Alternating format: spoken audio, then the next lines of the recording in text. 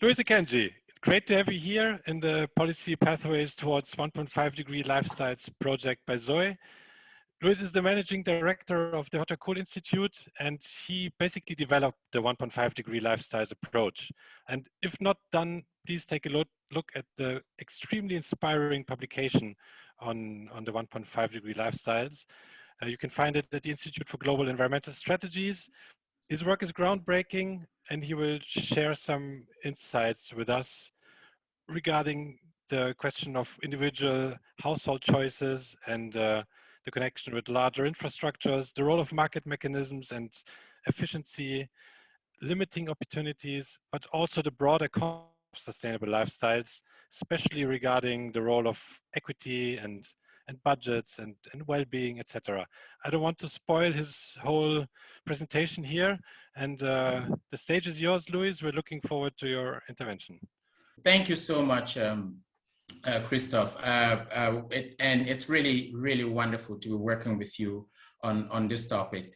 I think we might have developed this approach, but you definitely have a much more sort of interesting interpretation and practical approach to it. And I'm especially happy to see the representation here, because this approach was developed especially for, of course, people that are working on this topic who are present here, policymakers. So what I'm going to do in the next maybe 10 minutes is to see that if I can broaden our understanding of what lifestyles is and how policy actually influences this. Of course, I will draw very extensively from the 1.5-degree lifestyles report, but then to look at also its implications on policy design. I am with the Hot Cool Institute. We are preparing the next 1.5-degree lifestyles report now, and we'll be releasing it. The Zoe Institute, of course, is our partner in this. We'll be releasing that just before the COP. So let's make sure it gives you some policy messages to carry forward with you towards the COP. Quite often, when we talk about lifestyles, people really interpret it as, I think people tend to interpret lifestyles as really just consumption, and a little bit more specifically, green consumption, as if we can buy our way out of this. But if you're a typical consumer and you even believe in the green consumption in the first place, and let's say you get up in the morning and you want to buy jam for breakfast, and you want to find an eco jam, and you walk into a shop, this is what you are confronted with. You have to go through 1,000 labels just before you have breakfast, assuming you have the time for that, right? And we all know about the attitude behavior gap, people who actually aspire towards certain ideals, but when it comes to practicing them, it becomes a little bit more difficult. This is one of the reasons why we developed the 1.5-degree lifestyles approach. The idea is to ask, what is the potential impact of lifestyle changes, or how can lifestyles contribute towards a 1.5-degree aspirational target of the Paris Agreement? Why? Because households are directly or indirectly linked to about 2/3 of greenhouse gas emissions. All right. And we, from calculations in the report, looking at the total carbon budget that we currently have in order to stay under 1.5 degrees, if you distribute it equitably across the globe, then we know that by 2030, we should be at about 2.5 tons per person per year. And by 2050, we should be at 0.7 tons per person per year. Now, I will, in the next slide, show you that how this applies to different countries, but it is quite important to understand the magnitude of the challenge we are talking about here. This is the gap between where we are currently and where we need to be for 5 case study countries. There is Finland. In this case, I dare say it's a bit representative of this region, but there's also, in comparison to another developing country, there's Japan, and of course, there's Brazil, China, and India that are also fast emerging economies. Where is the gap? If we consider that we need to be at 2.5 tons by 2030 and at 0.7 tons per person per year by 2050, this is the gap we are talking about.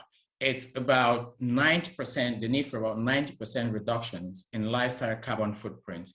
For Finland, for example, well, India, Brazil, and China are not really spared that much. They also need to consider to reduce given the 2050 target. Now, we're working on the next report I mentioned, and just to give you a quick peek, and if you want to feel better about yourselves in the European Commission, there's always Canada, of course, that consumes way more, and the United States, which would have looked like a skyscraper in this chart. So the EU countries are not necessarily the worst, but I dare say you're very far ahead of more than 90% of the world. We come up with 3 different approaches on how you can address this lifestyle carbon footprint. The first one is the need for absolute reduction. So avoiding the things that we can and that are bad for the environment and for our well-being. So this is where a lot of behavior change comes in. The next one is efficiency improvements. For those that love technology, this is where the better technology comes in, for example, electric cars and so on. So we get less intensity from behaving in the same way. We still keep driving our cars, but we get to more efficient ones. And the third one is shifting the mode, or what we call modal shifts. In this case, this is where policy and larger contextual interpretations become quite useful. It's not only just going from place to place or changing from fossil fuel cars to electric cars. It is beginning to shift to the train or to other public transportation modes. Now, we look, of course, we need to consider the rebound effects. A very practical example is the EU yellow flower, where despite vast improvements in efficiency across different appliances, the overall consumption of energy is still increasing in amongst households in Europe. This is essentially what the rebound effect does. What we do in the report is to look at a number of areas where reductions or a number of hotspots and options for reductions. Here I list for Finland a number of them. At the very top, you see how very significant car-free private traveling or public transportation is. Compare this also to something around zoning, living closer to the workplace, just a 20% distance change. See what significance it has. We also look at, of course, housing. Look at renewable housing, for renewable based heating for housing, for example, and at the very bottom, efficiency improvements in home appliances. You see that the efficiency in Europe has been improved so much that even if everyone adopted this measure, just that will not even reach 15% of what it means for everyone to use heat pump for room heating. So once you start comparing this, you see how options differ and where policy priorities really ought to be. Or take the need for smaller living space, for example, about 10% reduction in Europe. You see how significant it is compared to, say, telling people to save on hot water. Above a certain point, you're not going to bathe with 100 degrees temperature water, right?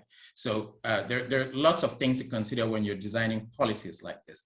We have the same, of course, for nutrition. You see what the impact of meat and shifting to vegan diet versus food loss, which is something which you typically would not experience a lot, or the significance is not that much in Finland. But how do you go interpret this in a way that doesn't leave all the blame on just the consumers? The first thing is to understand that people have basic needs and desires that are very universal. The need for affection, for health, for identity, for protection. Somewhere out of this is their personal situation, how educated they are, their gender, what friendships they have, and what their physical abilities are. And a little bit beyond that, where they have even less control, is the socio-technical regime. This includes policies, the culture, the infrastructure, the politics. And the problem here is our obsession with growth, right? We pretty much think it is growth that defines all of this. And by growing, we will make that better. There is a need now, since we're talking about 1.5-degree lifestyles, to replace it with that 1.5-degree target, or the physical boundaries within which we must consume. And in this report, we argue that there are 3 things that are quite important. The first one is the attitudes, not only of households, but also of policymakers and businesses. The second one is to make sure that we have the right facilitators, or if you prefer, you call them enablers, the economic conditions, the politics and the policy are all contributing to this. And the last but not the least is that while you might have pro-environmental behavior or people that really want to change, if you do not have the right infrastructure, it makes it impossible. Everyone will not ride a bicycle if it continues to be unsafe, or there are no bicycle tracks, or there's high taxation for bicycling, right? So I'm not going to go too much into this out of a lack of time. One thing I'd like to draw your attention is I was reading through the news very recently, and these things are not impossible. The Welsh government suspends all future road building plans. This is from a newspaper, and yes, it is happening in Europe, right? So there's a lot of change that can happen between now and 2030 if we have the right leadership. What I've done is put together a number of proposals that they're not necessarily policy proposals as such, but it's just to inspire thinking beyond typical silos that we typically that we work with. Let's take, for example, nutrition. Instead of talking about certifying every product to become an eco product, how about a generic on eco label across products until people prove otherwise? They cannot participate in the market until if they keep being not ecologically friendly. The next one, housing, is really quite important here. Instead of looking at housing as just from a technical standards approach, we really rethink the role of zoning and how zones influence different cultures, different intersections between work and play, and how it impacts emissions. Take mobility, for example, where a need for future-proof audits for public infrastructure investments would make sure that all money spent on mobility infrastructure now is actually future-proof, and it is compliant with a 1.5-degree 1.5-degree approach. The next set is looking at broader things such as workplace, the types of institutions, infrastructure. For work, for example, our workplaces and the contracts we sign lock us into particular things in order to fulfill those contracts. You have to fly somewhere to make negotiations or to have meetings. The meeting space, you can't change too much. The office space, you can't change too much. You need to commute to work. And these are all lock-ins into particular behavioral modes that influence the impact. How about changing or revisiting labor laws to make sure that it allows for less carbon-intensive environments for work? And infrastructure, for example, I've already talked about the need for audit, but imagine that all city infrastructure needed to have carbon audits, or all municipal budgets needed, or national government budgets needed to have carbon audits to make sure that anywhere they invest has a future-proof infrastructure. And last but not the least, because we're talking about limitations here we have a budget which we must work within, probably we need to start talking about carbon rationing. Whether or not we like this, we are going to move towards this in one way or another. And there are three key principles here that are quite important. The first one is that we need to live within the ecological limits. The second is that there needs to be justice and fairness and access to opportunity by all citizens. And the last but not the least is that sustainable lifestyles should be guided by both individual and societal well-being, so that people see a sort of prosperity or shared prosperity within sustainable lifestyles policies. I will leave it at that for now, and sorry for rushing through this very fast. Thank you very much, Luis. And I'm sure we'll have the opportunity to have more of this at a later stage and give you more time to explain your thoughts.